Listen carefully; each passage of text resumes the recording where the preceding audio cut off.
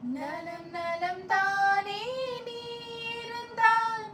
சுகம் சுகம் தானே நினைவிருந்தால் நலம் நலம் தானே நீ இருந்தால் சுகம் சுகம் தானே நினைவிருந்தால்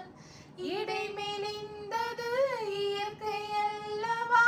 நடை தளர்ந்தது நாணம் அல்லவா வண்ண பூங்கொடி பெண்மை அல்லவா வாழ வைத்ததும் உண்மை அல்லவா அன்புள்ள மன்னவரே